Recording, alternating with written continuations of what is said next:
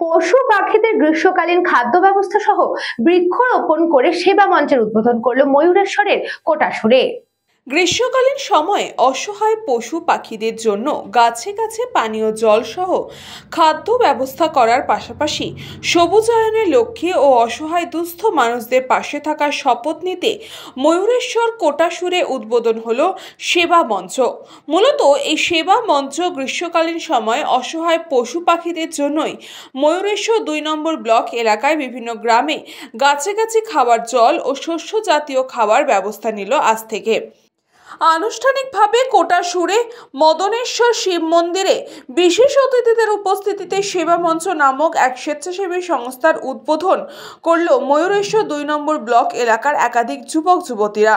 আজকের এই অনুষ্ঠানে উপস্থিত ছিলেন ময়ূরেশ্বর ২ নম্বর পঞ্চায়েত সমিতির সভাপতি অনিতা আদিত্য, বিশিষ্ট সমাজসেবক শ্যামাপদ মণ্ডল, উপস্থিত ছিলেন বিশিষ্ট সমাজসেবক প্রমোদ রায় সহ অন্যান্য বিশিষ্ট ব্যক্তিবর্গরা।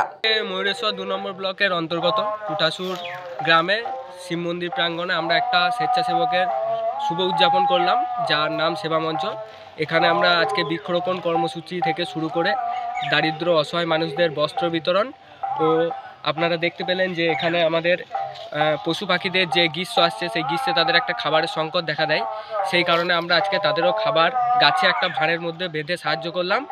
আর আমাদের এই যে অভিযান আমাদের আশা করি আমাদের ব্লক স্তরের যত গ্রাম আছে সব দিকেই ছড়িয়ে যাবে। এমনকি আমরা আগামী দিনে বীরভূম জেলা জুড়ে এই অভিযান চালাবো।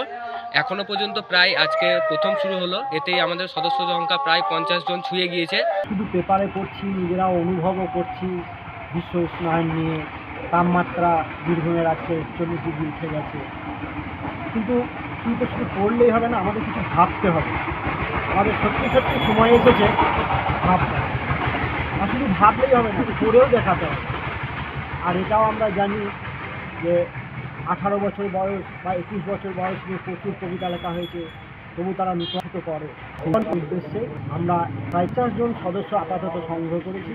তাদের নিয়ে আমাদের কাজ হচ্ছে এই আমাদের ময়ূরেশ্বর ২ নম্বর পঞ্চায়েত সমিতির সমস্ত পঞ্চায়েত এলাকায় বৃক্ষরোপণ করা, তাদের রক্ষণাবেক্ষণ করে করে তোলার দায়িত্ব নেওয়া, এবং সেই সাথে আরও একটা যে কাজ বিশেষভাবে সেই গাছে গাছে আমরা এই জিনিস আমরা লাগিয়ে রাখবো। এই যে প্রচণ্ড দাবদাহে আমরা ছায়াতে গিয়ে আশ্রয় নিচ্ছি, কিন্তু পশু পাখিরা আজকে তাদের আশ্রয় নেওয়ার মতো কোনো বড় গাছ যদি বা আছে, পুকুরে জল নেই, তারা খাবে কি?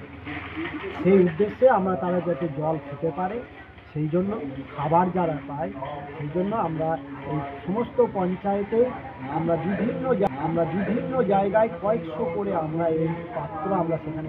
ব্যুরো রিপোর্ট, নিউজ পঙ্গ টাইম।